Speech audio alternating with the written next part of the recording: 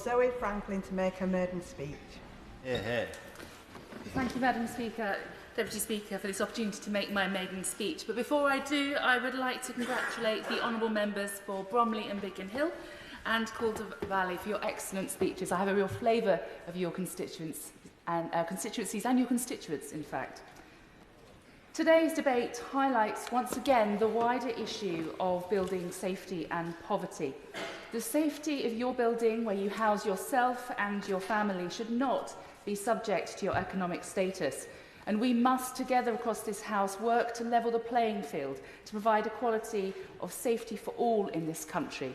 There is clearly much work to be done to achieve this, and I am grateful to the Minister for noting that we will have an opportunity to further discuss this issue at a future date.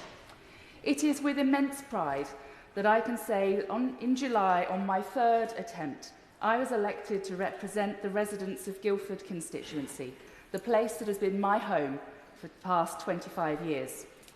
In my speech at the Count following my election, I made a commitment to my residents that I would be an MP for everyone in my constituency, including those whose voices for too long have gone unheard, and I want to reiterate that promise today. I first stood for elected office in 2008, driven by a love for my community and a deep frustration that my area of Belfields and Slyfield was being failed by the Conservatives. I dedicated myself to helping those at risk of losing their homes, working on community projects, and being the voice of my community fighting for change in the council chamber. 16 years later, I am here in this chamber because of my frustration following 14 years of Conservative failure that has once again left communities across Guildford and the whole country struggling. I am also here because the people of Guildford felt that too. They said enough is enough and felt that I could be their voice for change in this great chamber. I am honoured by the trust that they have placed in me. We are here as MPs to serve our residents, our constituencies and our country, and I hope this will always be at the forefront of our minds as we fulfil our work as MPs, and particularly as we speak in this chamber and as we vote.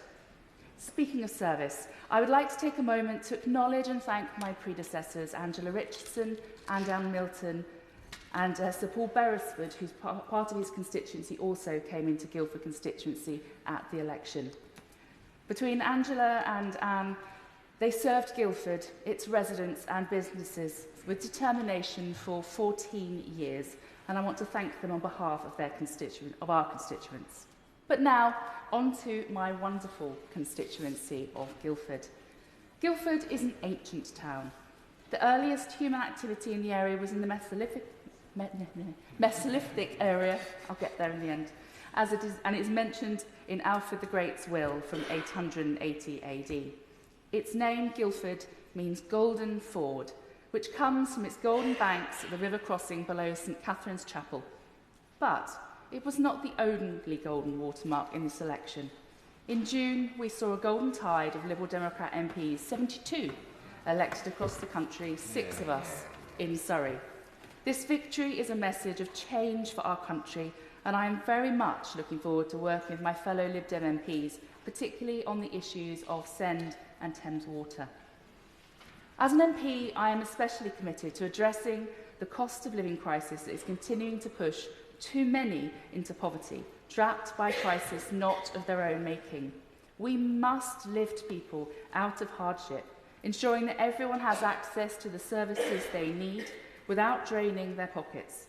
I'm sure that across this chamber, colleagues will agree that over 3 million people across the UK relying on Trussell Trust food banks alone in 2023-24 is a disgrace.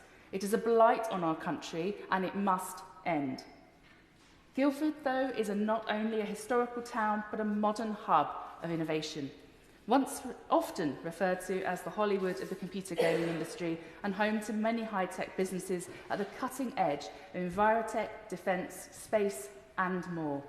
Our town is a tech hub that draws on the legacy of our constituency, of Ada Lovelace, the mother of computing, who lived at Horsley Towers in my constituency for many years, and of Alan Turing, whose childhood home was in Guildford, and whose genius we continue to honour through the Alan Turing Institute at my alma mater, the University of Surrey.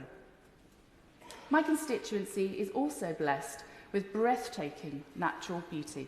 The stunning RHS Wisley, to the Surrey Hills, and to our many National Trust properties, including the River Wey navigation, which they also manage.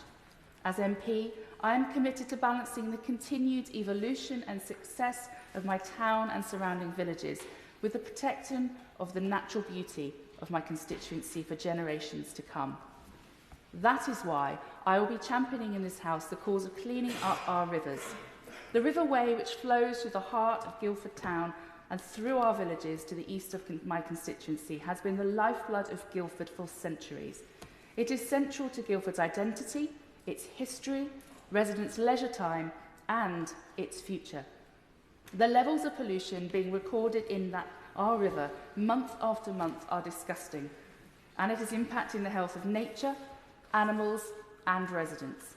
It is time to clean up our rivers and bring to an end the stories I too often hear on the doorstep of residents becoming unwell after going in the water. For example, just one example, I met a coach of a children's cricket team earlier this year who shared how in 2023 his young team went for an end-of-season celebratory dip in the River Wey. Every single one of those children became ill after going in the river. Madam Deputy Speaker, I want to end with two final thoughts. My first comes from my time studying music at the University of Surrey. It taught me the importance of harmony, both in art and in life. It is my sincere hope that together in this chamber over the coming years we can create a symphony of voices, change the divisive rhetoric of the last few years and restore public trust in politics and politicians. If we do not, I worry about the future we leave for future generations. And finally, I want to express my deepest gratitude to my friends and family, and particularly my husband Chris and my sons Reuben and Josh, who have supported me every step of this journey to this place and continue to walk it with me. Without their love and encouragement and occasional campaigning skills, I would not be here today.